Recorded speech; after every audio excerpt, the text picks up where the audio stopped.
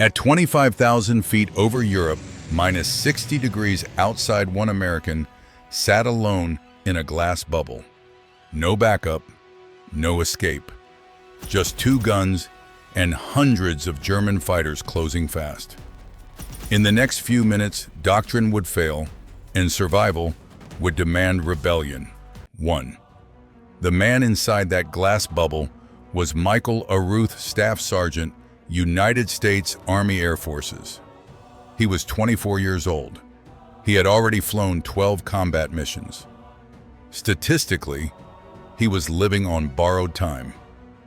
At 06:15 on July 30th, 1943, Aruth climbed into the tail of a B-17 bomber at RAF Kimbolton. The English dawn was gray and cold, but what waited ahead was worse: 500 miles of hostile sky. Inside the aircraft, men joked and smoked to hide their fear. Aruth had no one to talk to. The tail gunner worked alone, sealed off by 40 feet of aluminum and noise, staring straight into the direction death usually came from. His workspace was barely 4 feet wide. A bicycle seat, 2.50 caliber machine guns, plexiglass between him and the outside world. At altitude, the temperature would drop to minus 60 degrees. If his heated suit failed, he would freeze to death long before the enemy reached him. The 8th Air Force had a name for his job: the loneliest position in the war. The numbers explained why. In the summer of 1943, a B-17 crew survived an average of 11 missions. Tail gunners died faster than almost anyone else. German fighters preferred attacking from behind, and the first bullets always hit the tail. Aruth knew the math. He also knew the rules. And deep down, he knew the rules were getting men killed. 2. Those rules came from a manual written far from combat. Army Air Force's gunnery doctrine was clear weight. Conserve ammunition. Hold fire until the enemy closed inside 300 yards. On paper, it sounded disciplined. In the sky over Europe, it was a death sentence. German fighter pilots understood the system better than the men who wrote it. They knew American tail gunners would hesitate, so they attacked from maximum range, opening fire at 600 yards, pouring cannon shells into bomber formations, while the Americans still had their fingers off the trigger. By the time a tail gunner was authorized to shoot back, the damage was already done. Michael Aruth had seen it with his own eyes. On an earlier mission, a B-17 flying off his right wing took a direct hit in the tail. The German fighter came in fast, guns blazing. The plexiglass shattered. The tail gunner never fired a single round. 8 parachutes bloomed in the sky. The 9th man, the one in the tail, never came out. That moment stayed with Aruth. Statistics became faces. Doctrine became coffins. German pilots attacked from 6 o'clock for a reason. Geometry gave them time. A fighter closing at 350 miles per hour had nearly 10 seconds of clean firing before flashing past the bomber. 10 seconds for them to aim. 10 seconds for the tail gunner to stop a target screaming toward him at a combined speed of 600 miles per hour. Most never did. The Focke-Wulf 190 carried cannons powerful enough to tear a bomber apart in a single burst. One good hit could kill the gunner and cripple the aircraft's controls. A bomber without tail defense didn't die immediately, it was hunted. Fighters would circle back, line up again, and finish the job. Aruth began to question everything. If the enemy was already shooting at 600 yards, why was he waiting until 300? If German pilots feared nothing until the last seconds of their run, why give them those seconds for free? By the time his bomber lifted off that morning with 186 others, Aruth had already made his decision. He would not wait to be shot at. By noon, he would learn whether breaking the rules meant survival or a folded flag and a telegram home. 3. When the bombers crossed the English Channel, the sky was calm enough to feel like a lie. White cliffs faded behind them. Ahead waited occupied France, then Belgium, then Germany itself. For now, P-47 Thunderbolts flew escort, their silver wings a fragile promise of safety. Everyone on board knew the truth. Fuel would force the fighters to turn back. When they did, the bombers would be alone. In the tail, Michael Aruth checked his ammunition belts. 400 rounds per gun, 800 total. The manual said it was enough. Aruth had already decided the manual was wrong. He had done the math. A single mission could bring 20, maybe 30 fighter attacks. At 50 rounds per burst, the numbers collapsed fast. Fire early, and you risked running dry. Wait too long, and you might never fire at all. One path led to empty guns. The other led to an empty seat. Aruth chose the first. He had tested the idea once before weeks earlier over Saint Nazaire. 2 Messerschmitts came in from low 6 o'clock textbook attack. Doctrine said wait. Aruth opened fire at 700 yards. His tracers arced out, falling short, then climbing. The German pilots saw it immediately. Both fighters broke off before reaching cannon range. No hits on the bomber. Nearly 200 rounds gone. After landing, the crew chief confronted him. At that rate, Aruth wouldn't have enough ammunition to survive a deep penetration mission. Other gunners called it reckless, wasteful, dangerous. But Tandleo kept coming home. Other bombers didn't. Now on July 30th, that gamble would be tested for real. At 11:42, dark shapes began rising behind the formation, 4 at a time, then more. Aruth counted 812, then stopped counting. The sky filled with black crosses. The first fighter rolled in from high 6 o'clock, diving fast, confident, closing the distance exactly as the manuals predicted. At 800 yards, Aruth squeezed both triggers. The Brownings roared. Tracers streaked backward into empty sky, then crept upward as he walked the fire onto the target. At 600 yards, flashes sparked along the fighter's nose. The German pilot broke hard smoke trailing, his attack shattered before it ever reached firing range. There was no time to celebrate. Another fighter was already coming in. Aruth didn't wait. For the next 47 minutes, the rules of air combat were rewritten one burst at a time. 4. The attacks came in waves. German fighters slashed through the formation from every angle, high, low, straight in from the rear. Tracers cannon fire, black flak bursts tearing open the sky. Aruth fired at anything that entered his world, burning ammunition 3 times faster than doctrine allowed. His gun barrels glowed red. His shoulders ached.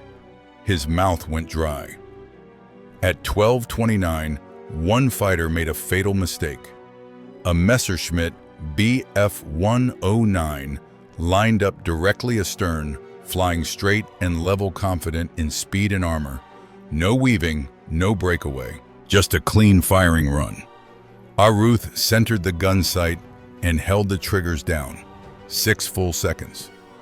Over 100 rounds hammered into the aircraft. The fighter came apart in mid-air engine, tearing free wings folding backward. The wreckage flashed past so close, Aruth could see the empty cockpit. 2 confirmed kills. Ammunition down to 180 rounds. Minutes later, the formation reached the target. For 11 long minutes, the bombers flew straight and level, helpless. while bomb bay doors yawned open. The Luftwaffe knew this was the moment. Attacks intensified. A Focke-Wulf 190 dove in from the 5 o'clock position. A Ruth fired. The round struck the wing root, but the fighter kept coming. Cannon shells slammed into the tail. Plexiglass exploded inward. White-hot fragments tore through Aruth's left arm and shoulder. His left gun jammed. Hydraulic fluid sprayed across the compartment. He screamed, but he didn't stop. Bleeding one-handed, he kept firing with the remaining gun. A final burst caught the fighter's tail. The German aircraft snap-rolled and disappeared toward the earth. Aruth's third kill of the mission. Blood pooled on the floor, freezing almost instantly. His scarf became a tourniquet. His world narrowed to the gun sight and the sky beyond it. By the time the bombers turned for home, Aruth had fired over 700 rounds. 63 remained. 3 enemy fighters destroyed. The mission was only half over. Now came the return flight 250 miles back through the same killing sky. With one gun, with shattered nerves, with wounds still bleeding. Michael Aruth stayed in position and waited. Because if the next fighter came waiting, was no longer an option. 5. The bomber turned west at 13:04, leaving the target burning beneath a column of black smoke. For most men on board, that turn meant relief. For the man in the tail, it meant facing the gauntlet all over again. Michael Aruth had 1 working gun and 63 rounds of ammunition. His left arm was numb, stiffening in the sub-zero air. Blood soaked his flight suit, freezing where it touched metal. The math had changed. Early aggressive fire had kept him alive on the way in. On the way out, every bullet would have to matter. At 13:31, 2 Messerschmitts appeared from the 7 o'clock position, closing cautiously now. They had learned something. Aruth let them come. 500 yards, 400. Then a short, controlled burst, 12 rounds. The tracer stitched across the lead fighter's engine cowling. The aircraft rolled inverted and dove away, coolant streaming behind it. The wingman broke off without firing. 51 rounds left. As the formation crossed back into France, the attacks thinned. The Luftwaffe was reaching the limits of fuel and endurance. By 1447, the last German fighters peeled away. The English Channel appeared ahead like a promise made of gray water and survival. Tonleo touched down at RAF Kimbolton at 15:52. Aruth couldn't climb out on his own. Ground crew pulled him through the narrow hatch and carried him to an ambulance. The flight surgeon counted 11 fragment wounds. None had hit a major artery. Luck finally had chosen a side. Word spread fast. 3 confirmed kills, 2 probables, achieved while wounded with 1 gun nearly out of ammunition. Intelligence officers took notes. Gunnery officers asked questions. The mission report mentioned something unusual. Early engagement appeared to disrupt enemy attack runs. Others were listening. Within weeks, tail gunners across the group began firing earlier. Their bombers came back with fewer holes, fewer empty bunks. The numbers started to shift. The manuals hadn't changed yet. The doctrine still said wait. But men who wanted to live were already doing something else. Michael Aruth lay in a hospital bed, arm bandaged, eyes closed, unaware that a quiet rebellion had begun, one that would ripple through the skies over Europe. The rules were starting to break, and once broken, they would never fully go back together again. 6. The Germans noticed. They always did. By late August 1943, Luftwaffe intelligence officers were reading combat reports that no longer made sense. American tail gunners were opening fire early, sometimes beyond 600 yards.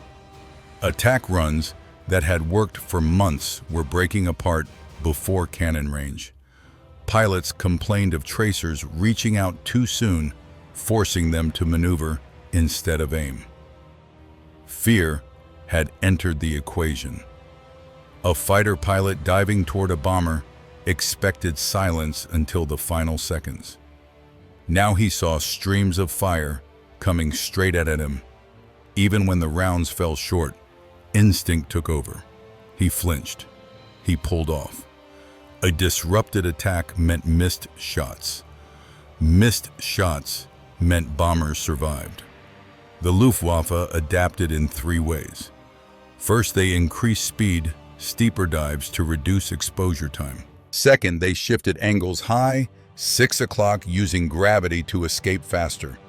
Third, they began hunting specific aircraft, trying to eliminate the aggressive gunners before the idea spread. None of it fully worked. Faster approaches meant less accuracy. Steeper dives were harder to track. And identifying one dangerous tail gunner in a sky full of bombers was nearly impossible. The air war became a chess match played at 400 miles per hour, with both sides learning adjusting bleeding. Inside, the 8th Air Force analysts were quietly connecting dots. Bombers protected by early firing gunners were coming home more often. Damage reports were lighter. Survival curves were bending in the right direction. The manual still said wait, but reality was writing a different lesson. Michael Aruth recovered from his wounds and returned to duty. The old bomber was gone, written off after too much damage, but a new aircraft carried the same name, same crew, same risks. And now a reputation. Aruth knew the edge wouldn't last forever. Surprise was temporary. The enemy was studying him the same way he had studied them. Every mission burned more data into both sides' memories. When the briefing for September 6th came down, the room went quiet. Target Stuttgart, deep in Germany, heavily defended, vital to the Nazi war machine. The 379th would fly in the lead position. Lead meant first contact. Lead meant no shield. Lead meant everything the Luftwaffe had would hit them first. That night, Aruth loaded more ammunition than regulations allowed. 1,200 rounds instead of 800. Extra weight, extra risk. Tomorrow would decide if his way of fighting could survive the most dangerous skies of the war, or if the sky would finally collect its debt. 7. Dawn broke at 5:40 on September 6, 1943. 187 bombers clawed their way into an overcast English sky engine's thundering metal, trembling under full power. The formation turned southeast, climbing toward occupied Europe. This time there would be no gentle warm-up. Michael Aruth sat in the tail of the lead aircraft, watching contrails multiply behind the formation like scars across the sky. Stuttgart was deep 500 miles of enemy airspace. Intelligence predicted heavy opposition. Reality exceeded it. The fighters found them over France. At first, head-on passes. Messerschmitt screaming through the nose of the formation, testing the front gunners. Aruth waited, knowing what came next. At 10:08, it began. 12 Bf-109s pulled up from low 6 o'clock in a coordinated climb, cannons flashing. Aruth opened fire at 700 yards. 2 fighters broke away instantly. One caught hits and fell smoking. The rest pressed in, tearing holes through the combat box. Bombers began trailing fuel. Engines burned. Men died. The attacks didn't stop. At 10:31, a Focke-Wulf 190 dove out of the sun directly above and behind Aruth's position. He saw it too late. 20-millimeter shells ripped through the tail. The impact threw him against the plexiglass. His left gun disintegrated. Fragments tore into his arms and scalp. Blood flooded his eyes. Still he fired. One gun. Blinded. Bleeding. He caught the fighter as it pulled out rounds stitching across the fuselage. Smoke poured from the German aircraft as it rolled away. Aruth wiped blood from his face and searched for the next attacker. But the bomber was dying. Hydraulics were gone. Tail controls damaged. Fuel tanks leaking. 2 engines ran rough as the formation reached Stuttgart at 11:04. Somehow they held long enough to drop their bombs. Then gravity won. The aircraft fell out of formation alone. The decision came over eastern France. They wouldn't make England. At 15:12, the bomber hit the English Channel at 120 miles per hour. Metal tore apart. Darkness swallowed everything. When Aruth came back, he was floating in a life raft. British rescue boats were closing in. All 10 crewmen were alive. The aircraft that had carried them through 17 missions was gone, resting on the bottom of the sea. This time, survival came at a price. And the war was no longer finished with Michael Aruth, 8. The paperwork moved faster than the blood could dry. Within hours of the ditching, intelligence officers were already dissecting what had happened over Stuttgart. Gun camera footage, damage reports, enemy loss claims. One name surfaced again and again: Michael Aruth. 3 confirmed kills during the Castle mission. Multiple engagements while wounded. Defensive fire that held long enough for bombs to fall on one of Germany's most critical industrial targets. The citation arrived on October 14th. The Distinguished Service Cross, the second highest decoration the Army could award. The language was formal, the meaning was not. Aruth had done something extraordinary. But the real impact wasn't a medal. Across the 8th Air Force, analysts compiled data from 14 bomber groups over 3 months of combat. The pattern was impossible to ignore. Tail gunners who fired early beyond 500 yards lived longer. Their bombers took fewer hits. Enemy attacks broke apart sooner. Ammunition expenditure increased, but survival increased more. For 2 years, doctrine had said wait. Reality said shoot. In November 1943, the manuals quietly changed. New guidelines authorized extended range engagement when conditions allowed. Bureaucratic language, revolutionary consequences. What had started as one man's refusal to die on schedule became official policy. Aruth never fully recovered from Stuttgart. Head injuries brought headaches and blurred vision. Doctors grounded him after 3 more missions. His final tally stood at 17, confirmed victories, with several more probable, placing him among the highest-scoring bomber gunners of the war. More decorations followed, then silence. The skies over Europe kept changing. Longer-range escorts arrived. Aircraft improved. Loss rates fell. But somewhere inside that shift was the legacy of aggressive fire, of breaking the enemy's timing before he could pull the trigger. German pilots noticed. Interrogation reports spoke of tail attacks becoming dangerous, unpredictable. Some abandoned rear approaches, entirely choosing head-on passes instead. The easy kills were gone. Aruth went home in early 1944, but not out of uniform. He stayed in the Air Force, teaching new gunners the lessons written in blood and aluminum. He rarely spoke of combat. The medals stayed in a drawer. When he died in 1990, his headstone listed only his name, rank, and service. It did not mention the doctrine he helped change, or the crews who came home because he chose to fire first. History often turns on moments like that. Quiet decisions made alone in a freezing glass bubble staring straight into the guns of the enemy. Divini. After the war, the noise faded, but the consequences remained. The bomber streams stopped crossing Europe. The skies grew quiet. But the lessons learned up there did not disappear with the contrails. They were carried home by men who had survived long enough to remember what worked and what didn't. Michael Aruth stayed in uniform.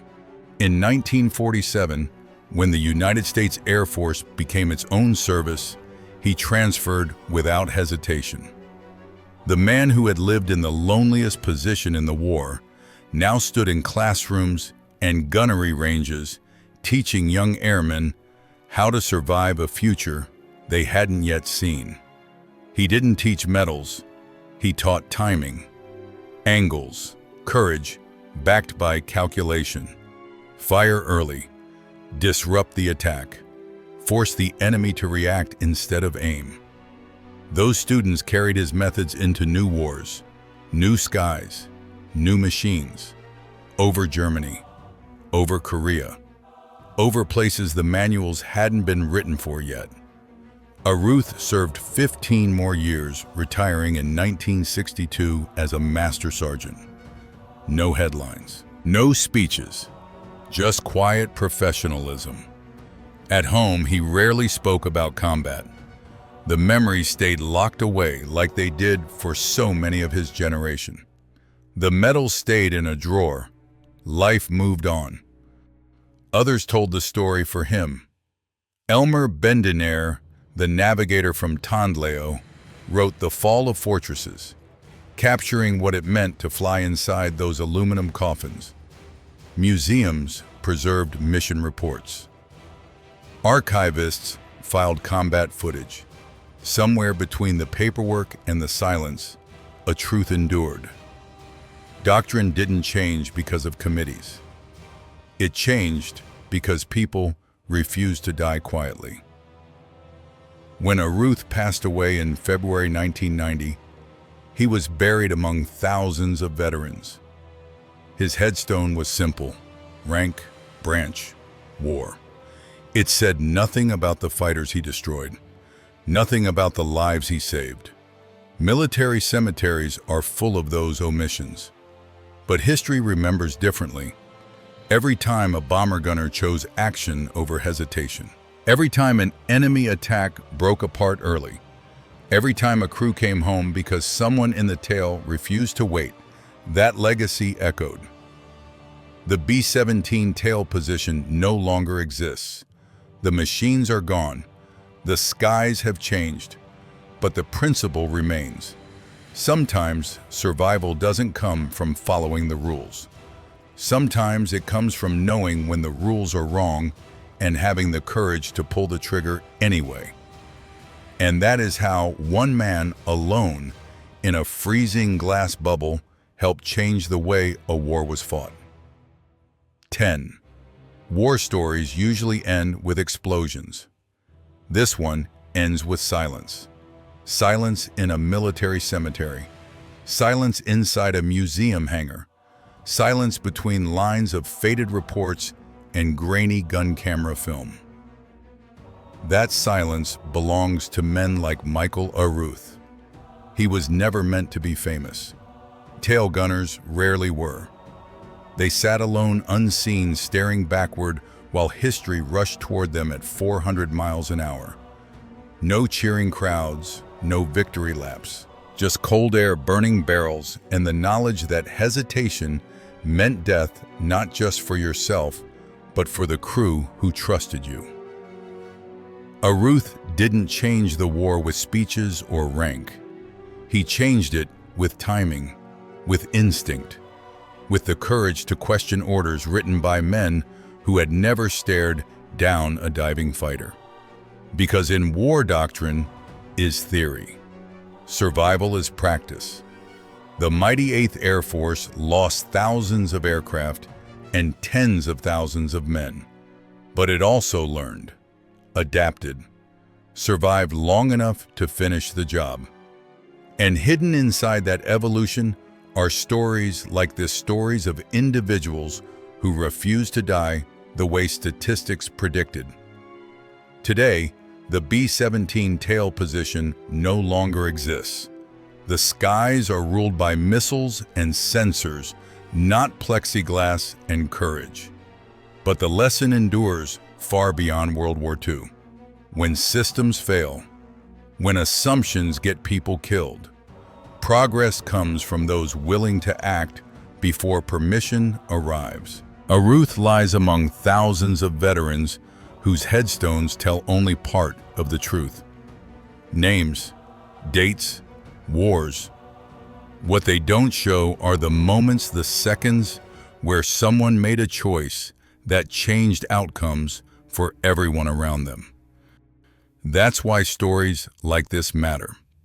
Because if we don't tell them, they disappear. And when they disappear, we lose more than history. We lose examples of what quiet bravery actually looks like. If this story stayed with you, do one small thing. Hit the like button. It tells the algorithm this life mattered. Subscribe if you haven't. We bring these forgotten stories back one man, one mission at a time. Leave a comment. Tell us where you're watching from. Tell us who you remember. Because remembrance isn't automatic. It's a choice. And as long as we keep choosing to remember men like Michael or Ruth, we'll never truly fade into silence.